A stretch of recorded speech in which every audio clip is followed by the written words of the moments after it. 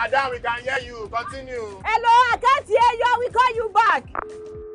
That behavior not good now. Madam, now this kind behavior they kill our country. You suppose do things differently, make Nigeria for better.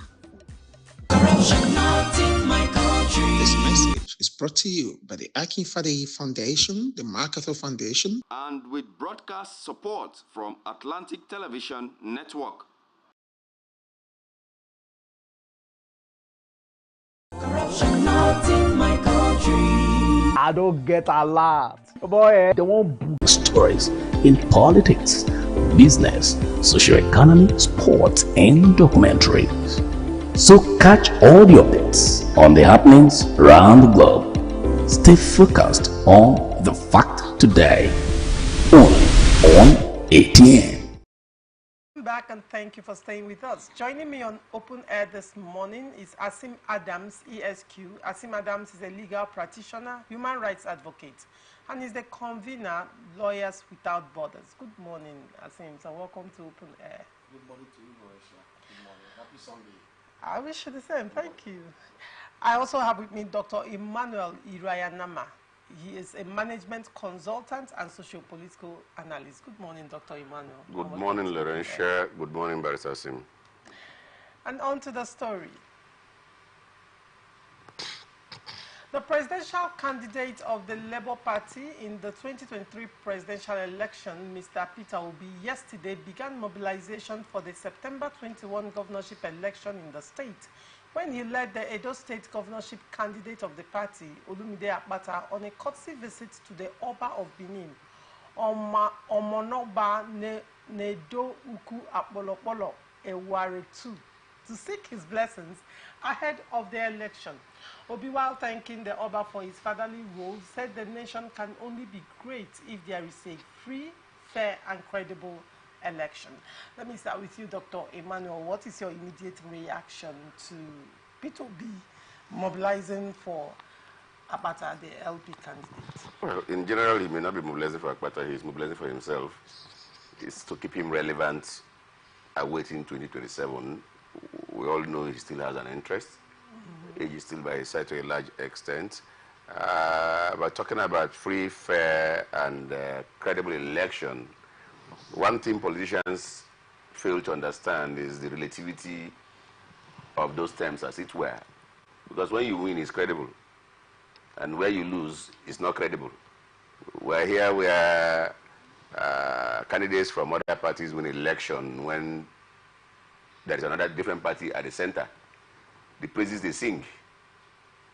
And of course, where you hear the ruling party in those states also crying foul. So, credibility of elections and whatever, beyond what the eyes actually see, is a feeling. Okay. So, we hope that whatever the outcome is at the end of the day, he will still be able to accord it some level of credibility and fairness, whether he loses or his party loses or wins. Okay. Yeah, Asim, now, Peter will be mobilizing. You know, Labour Party had crisis after their primaries, and some obedience in Edo State now. Or align my thoughts with what the doctor said, that Obi is there to campaign for himself and make himself very relevant and visible. Otherwise, if you look at what is going on in Edo State, he was battling for that. The chairman of Labour Party in Edo State is in abeyance. There's been problems. Till they had a caretaker committee that is there. It doesn't matter. They went to court on time. So if the court delivers judgment after election, as the case may be, it's going to have a very retrospective effect that will take him out. So these are things they need to settle. You know, I don't know, they need to come together. Obi, I have not seen an Obi who is in Edo State, you know, meeting with the various factions, because we have about 4 factions now in Labour Party in Edo State. I have not seen Obi trying to bring them together to have a united house. I have not seen that happen. So you are just going to campaign in vacuum, or what is happening? His visitation to the Oba, isn't it a very strategic one? Because you recall that right now the Oba of Benin and Obaseki, there has been some level of bad blood, and that has put Obaseki, to a large extent, there has been some disfavor, with regards to Obaseki. How do you see that playing out? Well, I don't see that playing out much because the Oba of Benin, just like a royal father everywhere, is just like a glass cup. The same glass cup you used to drink water, you can use to drink gari, you can also use to drink hot drink or whatever, drink beer, drink whatever you want to drink, even put oil or put whatever you drink in it, you not reject anything. It takes anything that you pour on it, it accommodates, Now, like the other PDP will go, even though there's problem between Obaseki, that is the president governor with, or let me say the ethnic pursuit of the people who think that all the major parties are rejecting them, so they need to throw weight on somebody from a particular ethnic group. When you say ethnic pursuit, what do you mean? I've just analyzed to you here that there was a feeling that the Igbos, the major parties, seem not to accommodate them. And then when an Igbo man came up, the platform he came on wasn't a problem. It was simply an assumption that gave us what we call today an OB in Nigeria or in Nigerian politics. Now, if you look at Edo State as of today, almost all the aspirants fulfill the first issue of young men. They're all young, likely over all implication of tradition, whether governance has taken a shape that refuses to recognize tradition or not. The people who own it still have that level of respect to such tools. So, having said that, the place of LP in the Edo thing for me is a spoiler. All right. It's more of a spoiler. And given the kind of things that we are seeing, it's simply to divide the strength in the whole. So it's either, I wouldn't know the strength of, what's his name that contested with Akpata self? What's his name that contested with Akpata? The one that contested with Akpata? The one that's Kenny Maswell. Kenny Maswell. Now, Kenny Maswell, I don't know the... said that the House passed 5 bills into law out of a total of 15 bills it received for consideration in the period under review. He enumerated the bills passed into law as the 2023 Appropriation Bill, the Greater Aba Development Authority Bill, 2024 Appropriation Bill, the Governor and Deputy Governor Pension Review Bill, and the Medicine and Health Commodities Bill. I mean, only 5 bills in 1 year. Barrister Sims, what is your immediate reaction to this? Well, you see, I think the only area we can, maybe throw stones at them is on the moral and political side of it. But the legal side, they've not committed any offense. On the legal side, you can go to the house and you even sleep. You can go there with a mat and sleep, at the gallery or even around the chambers. The law does not prohibit you from doing that. That's why you find out that most of them, when the sessions are going on, many are sleeping and taking a nap, as the case may be. But where their obligation in the House of Assembly or any parliament at all in Nigeria is on Section 63. Section 63 says that you, as a member of parliament, you are to attend that parliament for a minimum of 181 days. So if it happens elsewhere, because it's your contribution to debates that enhances your pay in the American Senate, even in the UK Parliament. Because if you sit down dormantly doing nothing, you don't get something less. The hours spent in the chambers is not useful. So we have to kind of, create a situation where that particular section 63 should be amended, and the House or any parliament at all, being House of Assembly, House of Reps and House of Senate, must put it in their rules that number one, that if you are not active, you are not entitled to receive constituency allowance, because that is where most of them make so much money. It's now made a justiciable part of the constitution that you're going to bring bills in relation with this original chapter 2, that once those bills come, popular bill and populist bills going through, you find at the end of the day what happens is that everybody will be looking at it, and you'll be very shocked that one day that the bill will pass through and now become law in Nigeria.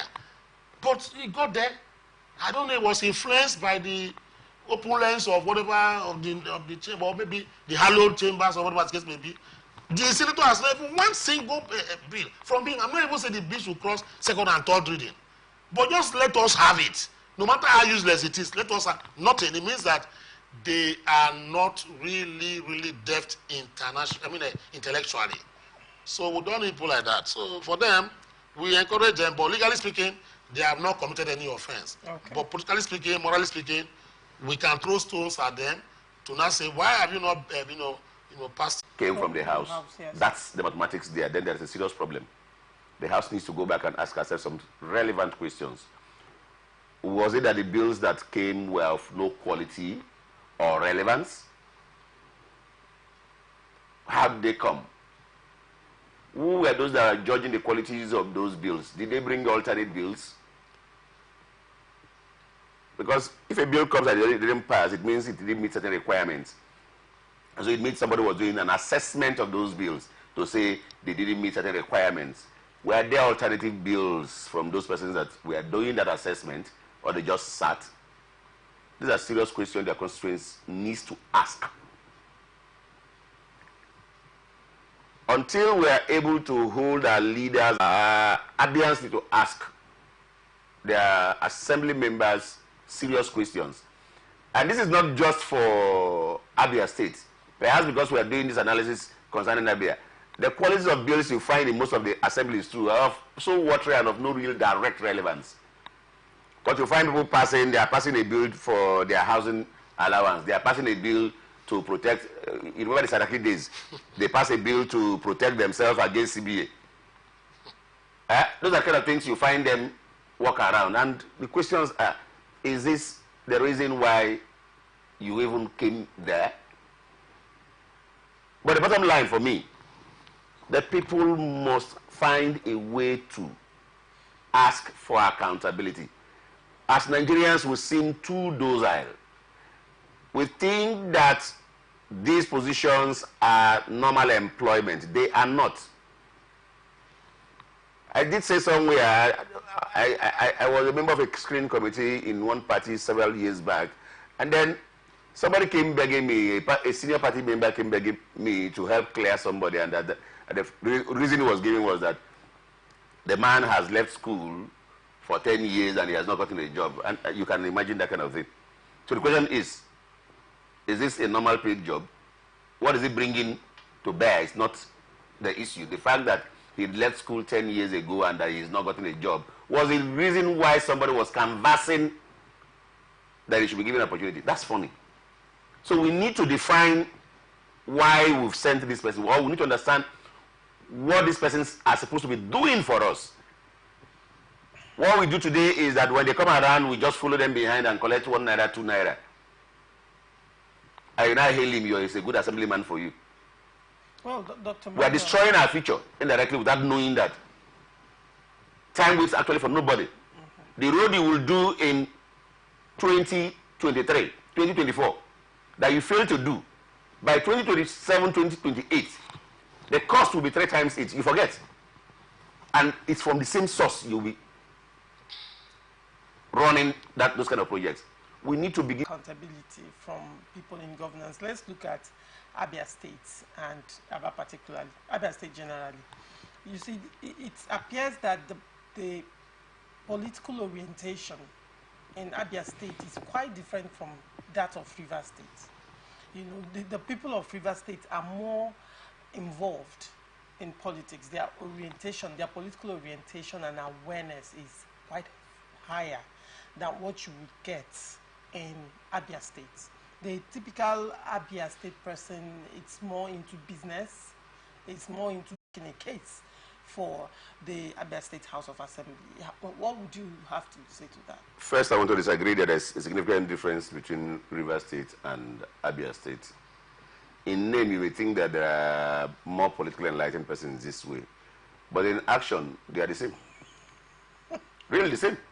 So you're saying because that it's still the same it's actually a question of apathy. You see, people have lost hope in politicians, which we say is wrong.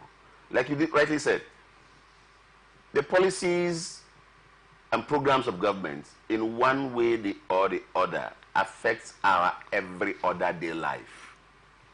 And so we must be conscious to knowing that. Nobody needs to ring a bell to tell you that in Lagos and you want to do it now, how long it will take. If we hadn't done it the time we did it. So, people must realize that every missing opportunity is a function of action or inactions you have taken. If you don't take action when you ought to take it, you will miss it out. And you may never have it. And the earlier we start engaging these persons, whether, like you said, they went in there through us or they wangled their way into it, we owe ourselves, not even them, we owe ourselves a duty to hold them accountable. And it is because they think that we are not going to hold them accountable, they know that we will not even mind how they get in. Because if you agree that you want to hold people accountable, you also begin to think of how to stop them from wangling themselves in without you. That is a two-way thing. All right. So while they are having the free will of getting in without our consent, is because we and their interest. Okay. All right. The People's Democratic Party in Abia State has called on the State House of Assembly to immediately swear in the member-elect of the Aba North State constituency, Honorable Aaron Ozodike. Recall that after several months, the Speaker of the House, Emmanuel Emeruwa, has failed to inaugurate the PDP member after his mandate was restored by the appeal court in Lagos. The court has sacked Destiny Nwagu of the Labour Party. Speaking on the matter, the Abia State chairman of PDP, Allwell Asiforo Okere, in a statement issued on Saturday by the acting publicity secretary and vice chairman of the party, Elder Abraham Amma, instructed the PDP caucus in the State Assembly to ensure that Aaron Ozodike is inaugurated as member. According to the Abia PDP is convinced that there are no legal obstacles preventing his inauguration following the issuance of his certificate of return by the Independent National Electoral Commission on December 13, 2023, which is the only requirement for his inauguration, the publicity secretary says. Barrister Sims, now this is not the first time that the issue of Honorable Aaron Ozodike has come to the press. He personally has also called out the speaker, who has clearly refused to swear him in after appeal court has, given him victory and certificate of return has been issued. Now, what is going on? I mean, this is another state in recent times where the speaker has refused to swear in members of the House. What is your take on this? Well, it's clear impunity.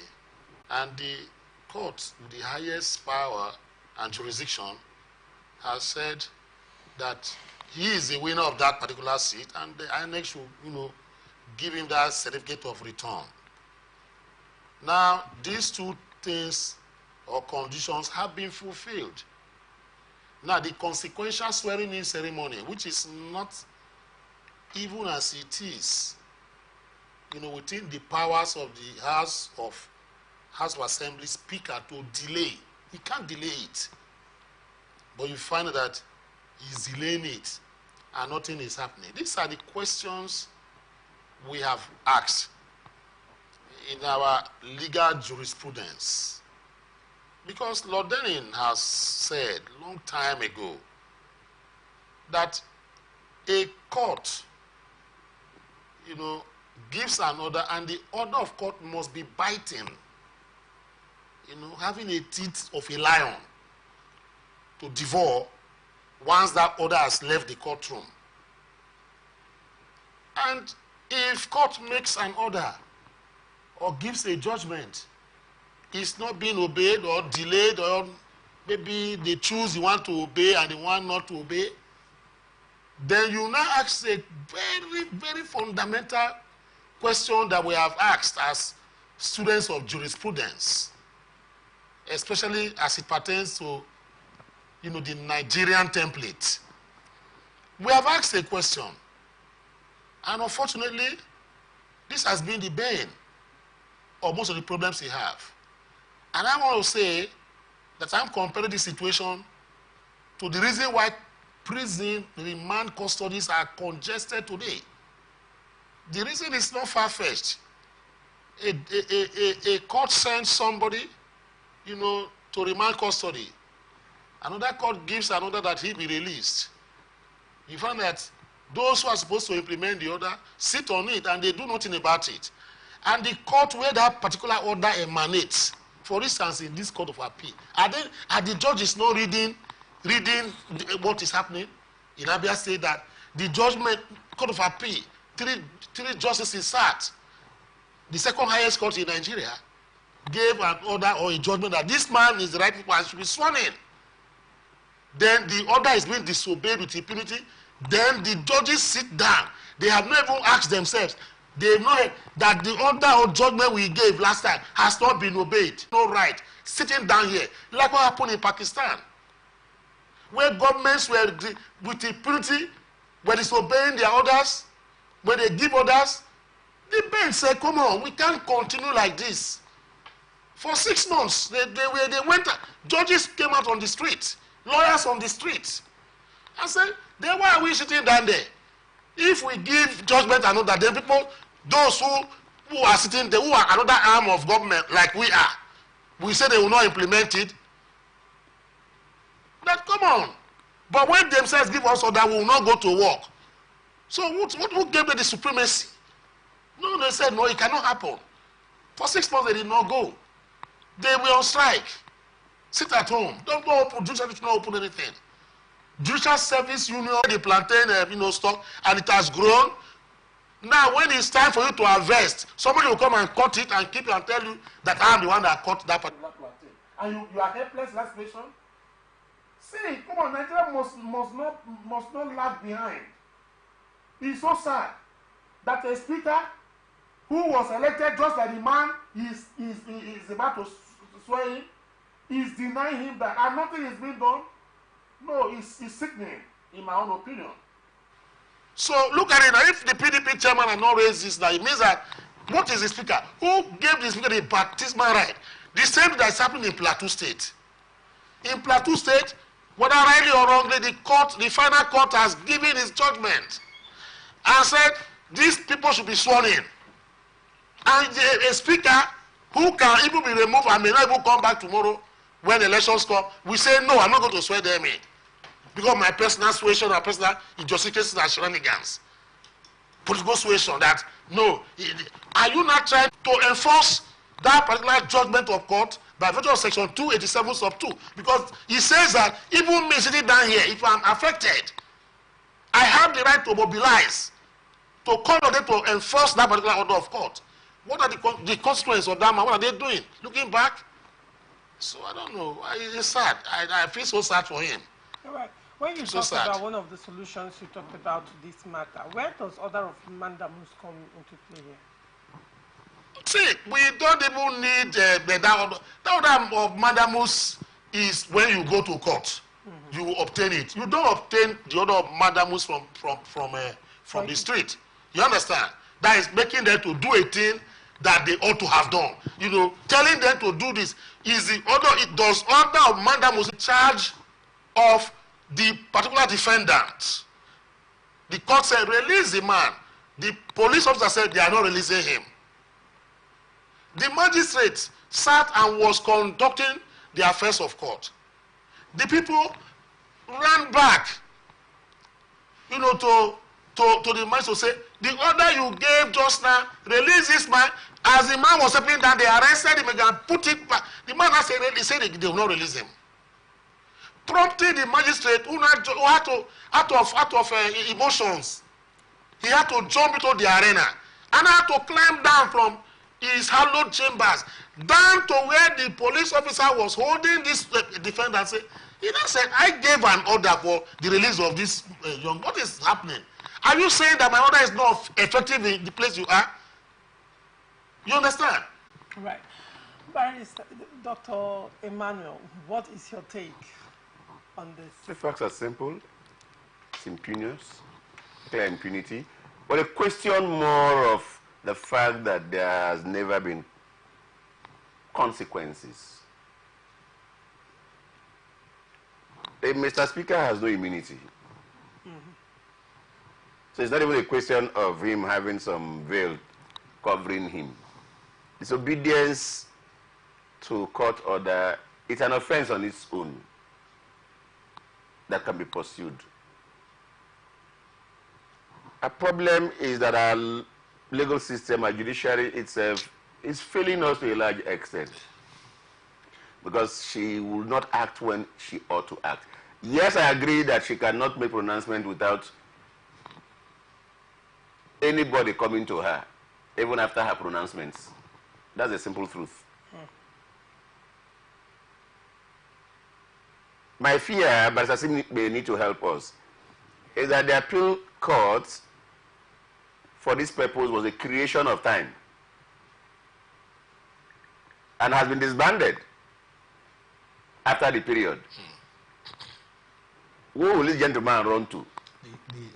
A high court, yes, or the same appeal court? No, not the same appeal court.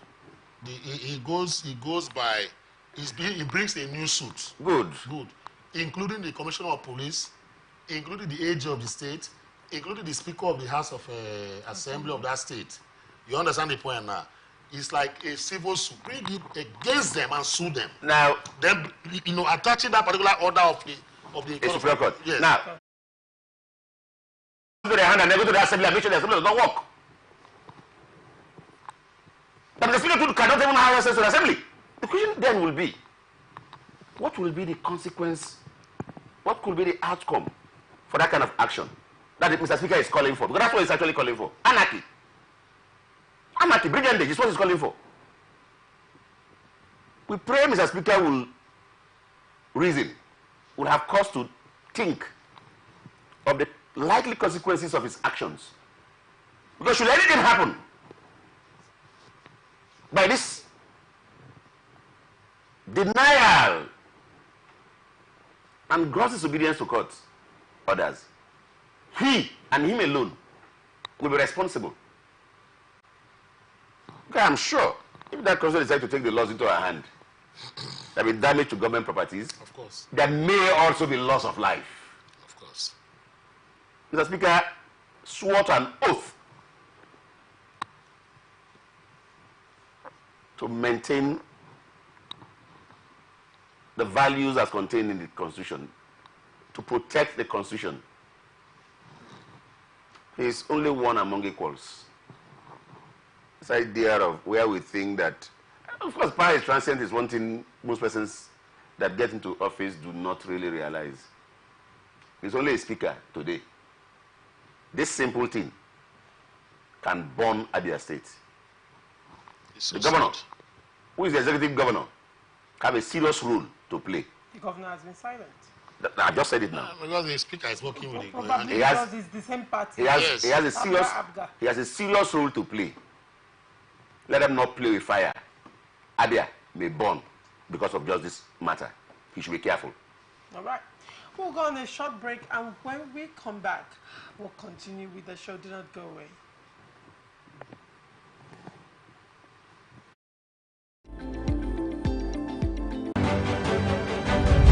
Representing people. Mr. President, my people are under siege. I will place economic stability and confidence. To condemn this act and call for immediate release of this minister in the Temple of Justice. Give us access to our money we put in the bank. POS operator, she said 3,000 naira is 1,000 to collect 3,000 naira. Where are we heading to? I've always said there are two sets of people on earth, the oppressors and the oppressed. And in between are the cowards and the hypocrites. Which are you? No matter how tough the challenge, how high the obstacles, we always overcome. Always overcome. What Nigerians need now is not about the daunting. Who can come and salvage us from where we are?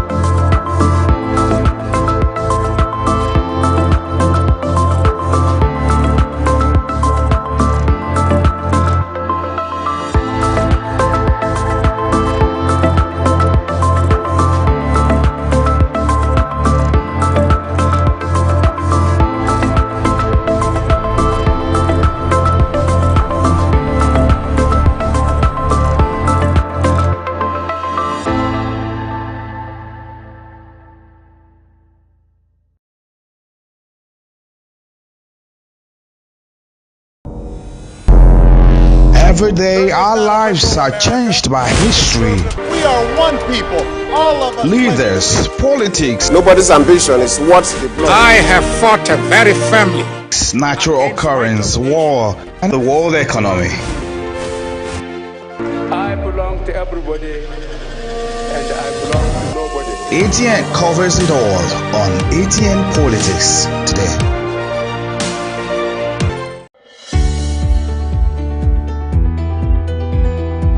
People into the country illegally. That is amazing. Honourable you human trafficker. Honourable they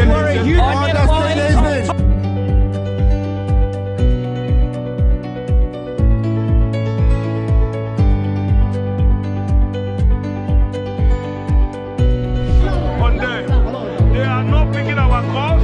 They made up their minds. So no agreement with the EU, but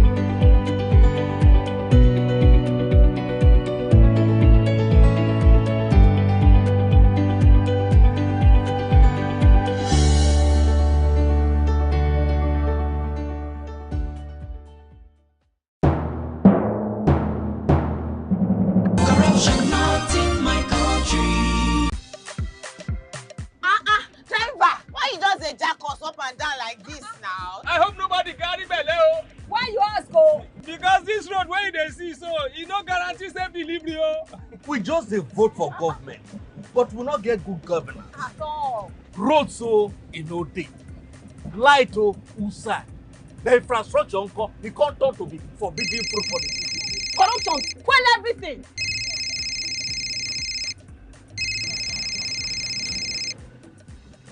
Hello? Hello, madam. Good afternoon. Good afternoon. My name is Mrs. Ayeni. I am calling from the Ministry of Humanitarian Affairs. Okay. Okay, I've been expecting your call. Madam, remove this your phone from loudspeaker.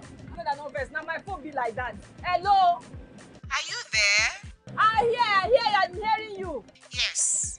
We saw a copy of your invoice for computers, printers, and laptops. Yes. Are you working on them now? Ma, the prices you quoted are way too high now. Madam, sorry, please don't cost. We found the laptop you said is 1.8 million naira for 600,000 naira. Hello?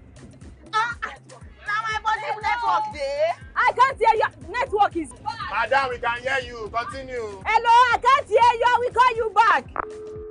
That behavior no good now. Madam, now this kind behavior they kill our country. You suppose do things differently, make Nigeria for better.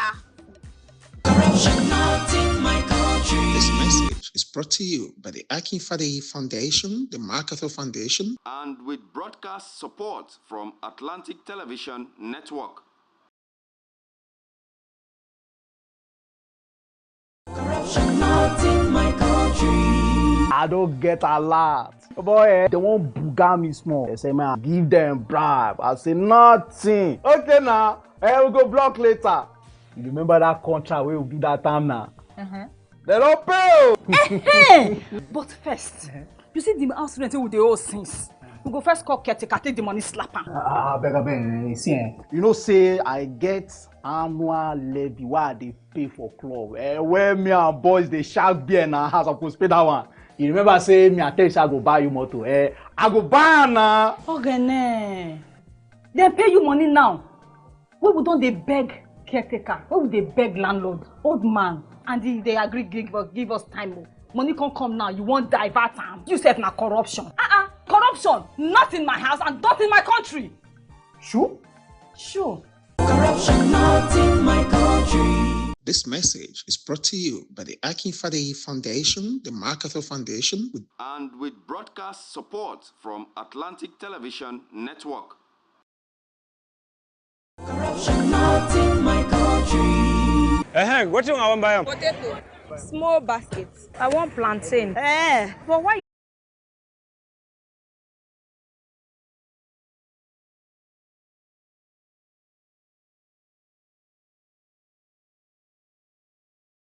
So you dey put chemical for plantain where people go chop. No water, no be chemical. But that water. You know, say Pela, I don't talk and say water and not be enemy. Drink come. Where you collect that water, drink come. I just stop finish. See my belly. It don't big. I just stop drink water finish. Wait, you drink come now. At the sell plantain, I go come put on for chemical because I want to make a ripe go. I talk and now corruption. Kasali, I hope so my car don't ready. I get interview in 30 minutes. Okay, you don't ready. I just the last minute instruction where you give me yesterday. Now in the cause more delay. Which instruction? Maybe now you say make I change the meter, make you no read again. Which time I make you change meter? Oh, Kasali, why you do like this now? You don't get sense. You don't read the text message. Nobody I want send them to. Like Kasali, my electrician, make you come house, call me do my meter so that you don't go to read again. You know electrician? You're electrician. Yes, now. So you call Kasali electrician, make you come help you adjust your meter, make it for no read again, Abi. So you said you want join people where be say they no want they pay NEPA bill again, Abi. Oga, you know good now. You don't use you don't they behave like tea, all these stiff people. Oh, what you change from your motor? What you change from? Two lights. Fuel gauge. Speedometer. For what now? You for come over home my motor. I better identify for me. Okay. Now don't do something we corrupt. And something come backfire. Now go come they find how to dodge them. What you talk? They greet you. Corruption not in my country. This message is brought to you by the Akinfade Foundation, the MacArthur Foundation, and with broadcast support from Atlantic Television Network.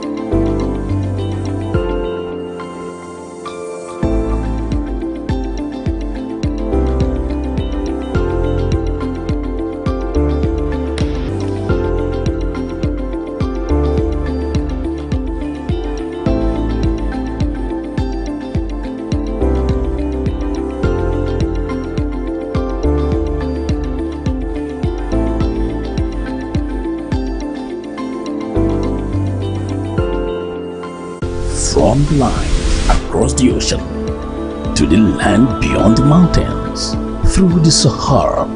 We bring on-the-spot news, live analysis, expert discussions on trending stories in around the globe. Stay focused on the fact today, only on ATN. Representing people.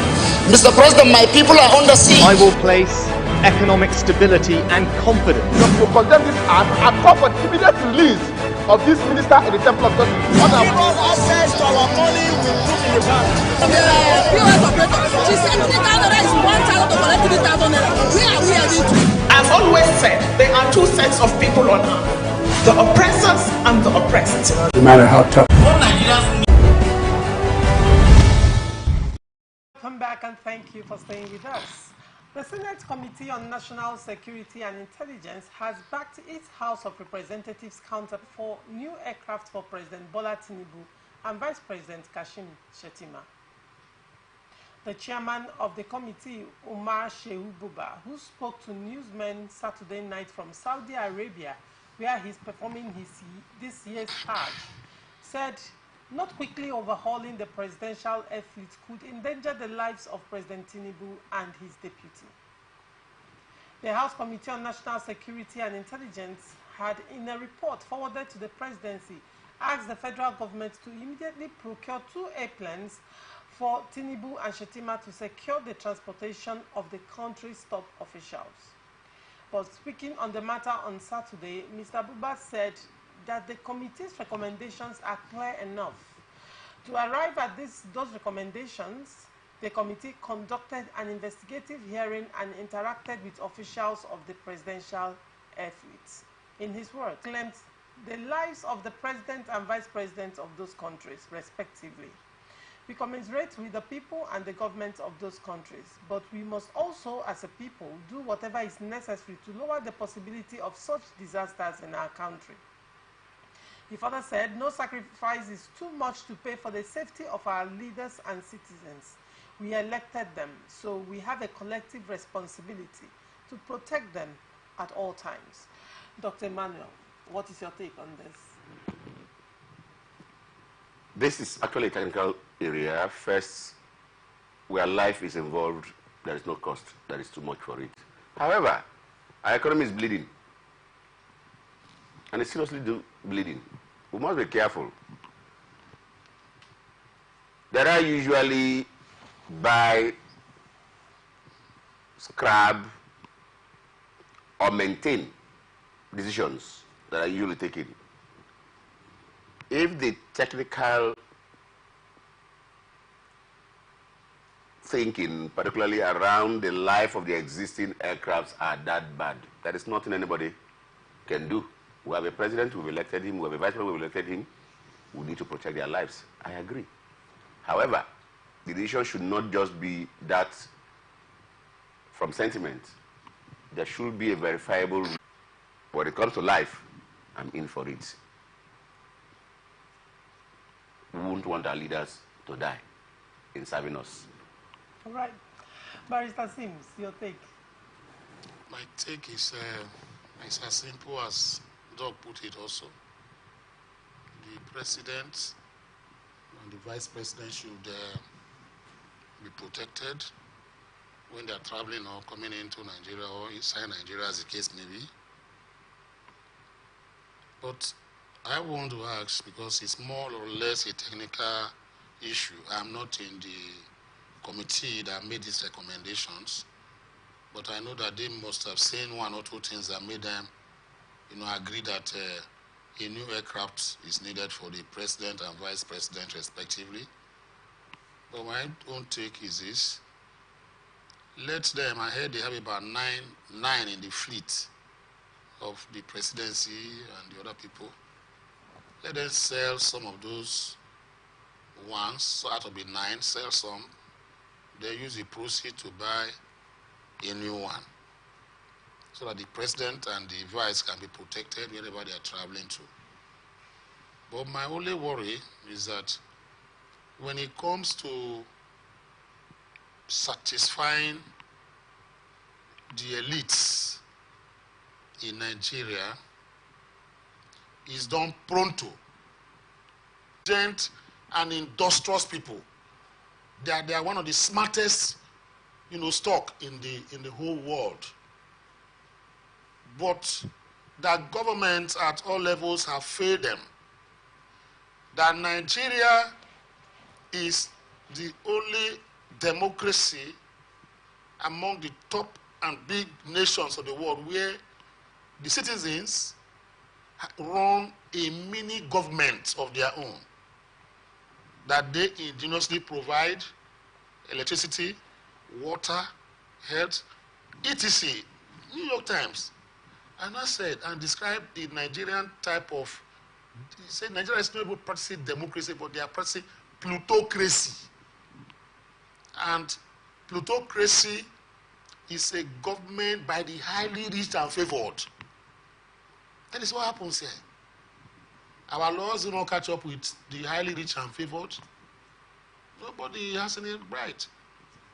In this state that we are, India has brought out 20 million people out of poverty line. 3 years now. They celebrated it, which day was that? That they brought out 20 million people out of poverty, that is poor poverty, below poverty line. They brought them out of poverty. In India today, you find out that some of the best or biggest billionaires in the world come from India. But Nigeria, fuel price increase has caused all these problems for us. The government is not saying anything about it. Even Labour, they're not looking about it at all. It's sad. I feel so sad that the New York Times will periscope Nigeria in that particular light and say Nigeria has leaders who engage in debauchery. That why their leaders go cocktails in UK, New York, Paris, and the rest, that the people wallow in poverty. Do you know that the New York Times described them as the elite Nigerians who are some of the richest politicians in the world without a means of livelihood? That's how the New York Times described that they are some of the richest politicians in the world without a means of livelihood. So, and it's true. I said it is true. So if you get into government now, you need a place. They give to you immediately. I'm not against it, but why can't you give us security? Why can't you make, the naira, why can't you make this that the benefit the masses? So plutocracy is what we run, not democracy. That is why the big men are the ones enjoying. The government can wake up this morning and say tomorrow is public holiday, or I reverse tomorrow not to be public holiday, and we obey. So I don't have much to say on this, but I just feel. Still talking about the economic downturn and buying 2 aircrafts for the president and vice president. Now, I think you were of the opinion that there are 9 aircrafts in the presidential fleet. Yes. They can actually sell and buy new ones. Yes. Now, the question is, why buy 2? Well, in this country, we feel that we have so much money, but whereas the people are so poor. Quite recently, the vice president got a new home. I'm not against that. They said he needs a befitting home. Of course, there's no problem. Why buy 2 is what I cannot really answer. Because if you have, an aircraft that you're using, 2 of you do not go out, every day. One will go, then the other one will remain. If you're even going within the Nigerian airspace, so you don't even need more than 3 or 4 aircraft in the fleet. All right. So I believe that they listen to us and cut costs. All right. The 16th Emir of Kano, Alhaji Muhammad Sanusi II, said he understands why the deposed Emir Alhaji Aminu Ado Bayero and others affected by the repealed law feel hurt about the ongoing emirate tussle in the state. Speaking in an interview with Newsman, Sanusi said the beneficiaries of the former system feel hurt because they have been removed. Now, Dr. Emmanuel, this issue in Kano State, if you recall, Sanusi, the Emir of Kano, Alhaji Sanusi, and Alhaji... The former mayor then, Sanusi's cousin, becoming the Emir of Kano State. Now, another governor has come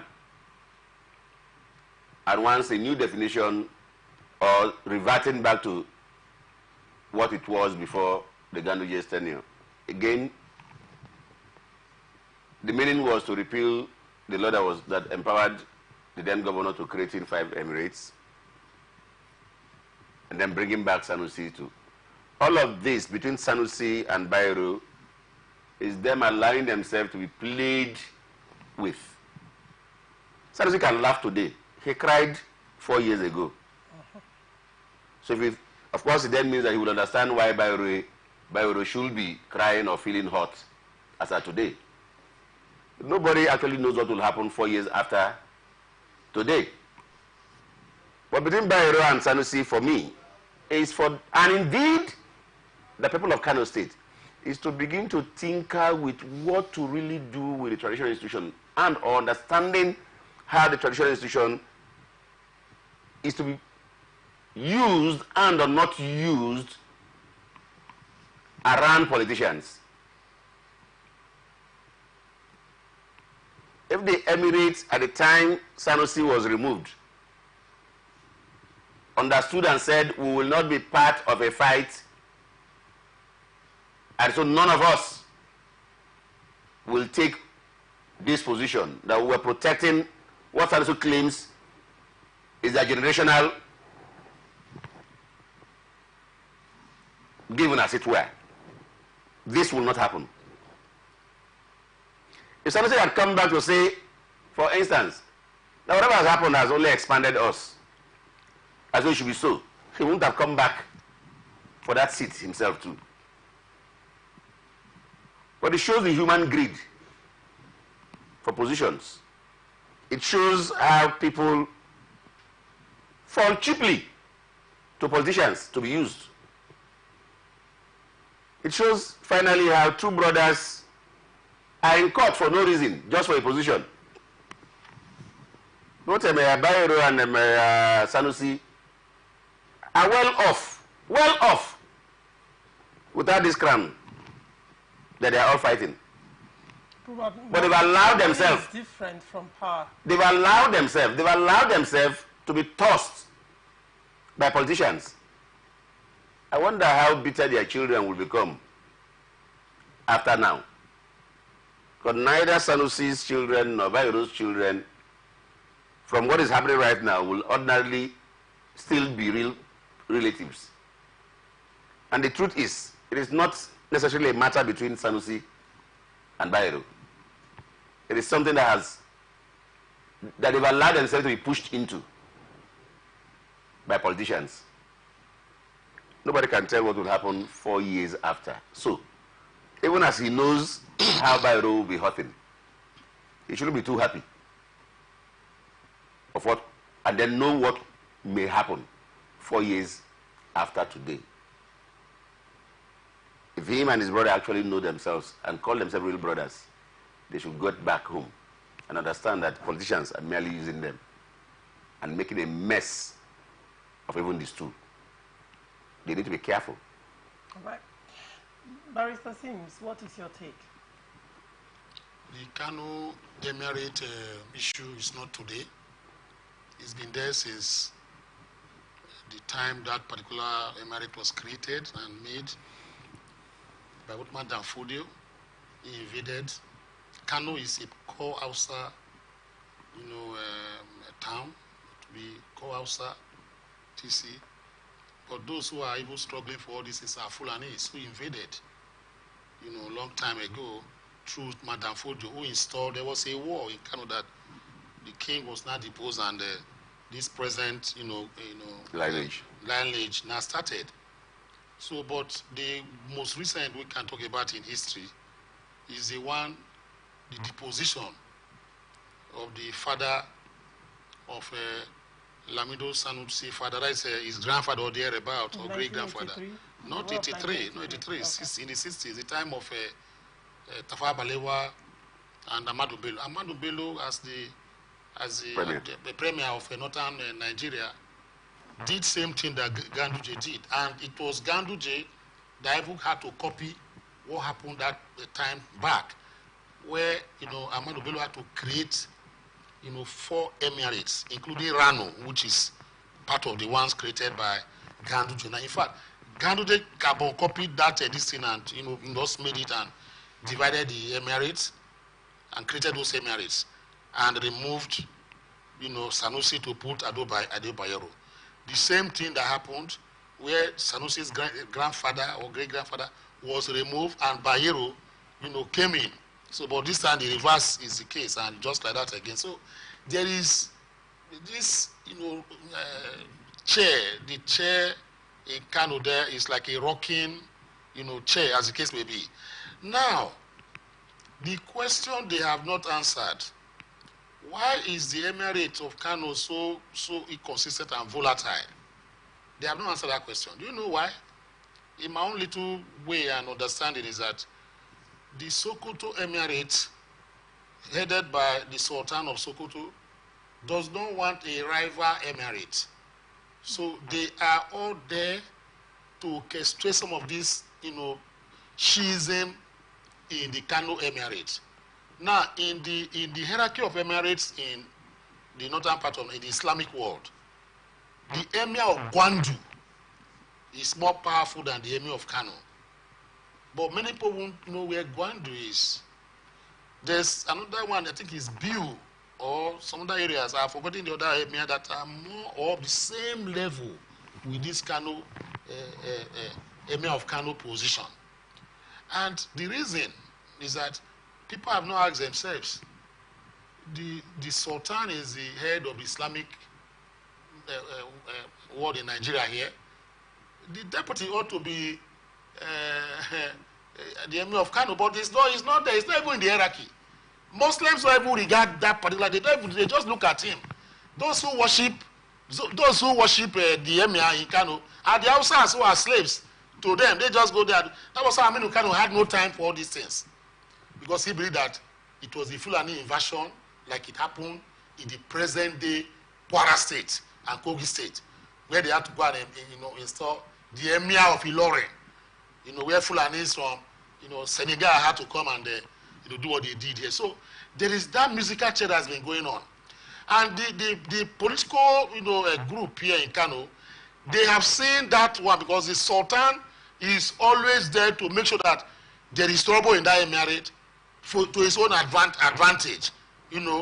Talking about the Islamic whatever world, and also the political dynasty or supremacy of the Sokoto Caliphate.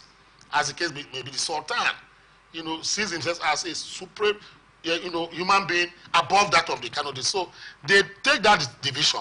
But Sanusi should know, because he's talking as if he has won the battle. It might be a Pyrrhic victory. Because I read the positions made by Adebayo's lawyers, they are in court. And they are challenging the proprietary and impropriety of, the ascendancy of Sanusi and the deposition of Adebayo. That there's a big flaw. The governor was in a hurry because that particular bill was passed within 24 hours. He signed it within 2 hours, and he brought the man and installed him as the emir. In his hurry, under the provisions of the laws he quoted, it negated the repeal law in Kano, because what the governor quoted was the old law.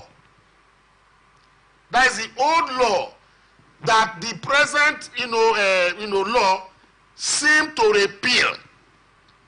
So you didn't use the repealed law. You now went to use the old law that has been repealed recently by you, because you were in a hurry to bring back Sanusi. You now orchestrated the House of Assembly to now enact a law for you to assent to, And within 1 hour, they have assembled a law that repeat an old law. And within 1 hour, you are swearing in and deposing one and imposing the other one. So out of that particular hurry, the documents that was given to the governor to read, deposing the Ado Bayero, emir, and bringing Sanusi was faulty under the law, and that particular document was not exhibited. To now follow that, you use it also, you shot yourself in the foot. I'm looking at how the courts are going to, decide that. That is why you see Ado Bayero is still saying that he is going to come back. There's something that's going to happen. He even took an injunction against, all of them that they should not banish him to Gombe State or whatever, that he should be within the precinct of, because two emirs cannot be in the same kingdom. So I'm waiting to see how this thing is going to pan out. But lastly on this matter, me, I don't know, because if all of them are cousins, father, a cousin can marry another cousin. They marry. So what I'm saying is that Ado Bayero, Sanusi, they are all from the same lineage, the same blood. Brothers gave birth to these sisters. Sisters slept with this and they gave birth to each other. What we call incest here. If it's in the southern part of it, we call it incest. Because my own sister's son or daughter cannot marry my own whatever. But then it happens. So it's one person that is there in Ghana in 2027. So all these things are also geared towards 2027. To install him, stabilize him, then make him to work for a second tenure of is it Uma they call that a person? That is what is happening. They're just making a mess of the whole thing. All right. Dr. Emmanuel, you have something to say. It's just a question of making nonsense of the traditional institution. That's just what is happening. A continuous making nonsense of the traditional institution. And the cause may not even be the answers to the problem that have been created. What would be the answer then? Oh, they can take the routes of mediation. They can take the routes of conciliation. They can take the routes of arbitration. Perhaps I say, what are you pushing there? What did you leave? What did you forget there? What are you coming back for? While your understanding of Bayero's case could make some sense, that he's there, he just removed, and so he's maybe not tired or whatever. But even Bayero too is an established person who ordinarily this wouldn't have been an issue. They continue to tell him, like he did say, your forebears came and conquered a place and established what never existed. From time to time it will be hurting you. That again could be another dimension to look at it. Okay. How was this emirate actually created? Who were your forebears in Kano State, present Kano State, as it were? How did they create this leadership thing? Who had been hurt before? Is it a time for Kama to act? Perhaps. Just perhaps. Oh, yes, Kama may be playing out right now. Oh, yeah, just perhaps. If we take the dimension of you coming to take over people's state and then lording them over the years, and then they can't fight you physically, and that these are ways and means of you fighting yourselves and dirtying yourself. What about it? So several dimensions could have been, but like I had said before, both brothers should go back to the thinking and ask themselves, how did they get to this level? Why are they allowing politicians mess them up? People who had not even acquired what they had acquired outside, just perhaps because they have become governors or whatever, are taking advantage of them and breaking their family. Power, that they realize that the government, sub-regional and national, are bad. You've been part of the system. Now that it didn't favor you, you are now coming to say that you are going to, upturn the apple cart. That is very, very, it's funny to me. When you were there, you enjoyed the goodies. And you do that. You want to fight proxy war also for Malam El-Rufai. You know that El-Rufai has a very niggly record, and even when his name was, pop up at the National Assembly, there were a series of petitions, a number of petitions, because the present government, nominated him as a minister also. But there was a series of petitions against about that. Why the noise? Why are you trying to throw stones everywhere? Because they want to do that. And two, on this matter, it does not even lie, even not because of the kind of faulty kind of democracy we seem to practice in Nigeria. A man cannot come out and say that is the one for Kaduna, that they will make sure that you go down and, what kind of talk is that? For me, I believe this is just ranting, let me use the word, because the governor has done very well. Ubasani, according to reports we've been getting, I have a friend in Kaduna who said yes, that the governor is doing very well, and Kaduna people support him. And if he's a governor that is doing very well, if you like, you go against him. Once people are with him, you cannot defeat him. All right. Dr. Emmanuel. Usually, opposition camps will throw muds at each other. That's the reason why they are the device that they are. I am a proponent of probes. Okay. Because accountability is the only way for good governance. Whether you think it's just or not is not my problem. Who is probed is not my headache. My concern is come and give account. And of course, when the probe comes out and there is no case, nothing will happen. Because I wanted to ask you if you have seen a probe that has been followed conclusively to the end, yeah, then there are consequences. That's part of the problem we have, that we shout and say we want to start a thing, and mainly most times because we actually do not have a case. Mainly most times we have a gullible listenership, so we just throw something sometimes and allow it fly. Then when it comes to come and substantiate, we shrink back. And that's part of the bigger challenge EFCC and ICPC will tell you every other time. The Nigerians are good at writing petitions. They write petitions, do all the accusations, and then just move the next step further to say, bring the evidence. They run away because many a times, they actually no evidence. They actually no evidence. Well, here in this state, River State, for instance, Wike told us he was probing Amechi. And in fact, even brought in Toye Cole. And waiting till today, I've not seen. They went to court. I've not seen anything coming out of all of that rubbish. For the 8 years he stayed, for the 8 full years he stayed. In fact, that accusation started the very swearing-in day. And he stayed till the 8 years finished. Today he has gone as a minister. The case too had found itself and will end somewhere. So, that's where I have issues. But ordinarily, I've said it. Probe the man before you.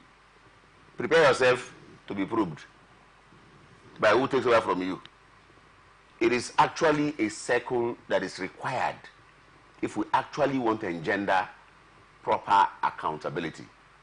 Let the next person know that he will be asked a stewardship. I won't shout down any governor who says he wants to probe anybody. Please go ahead. But as you're doing it too, get your facts right. End the probe. Don't just shout, start it in, and then we don't hear about it. No. Start the probe, follow through. Be ready yourself to be probed. They might come to you. Oh, yes. And if that continues consistently with consequences,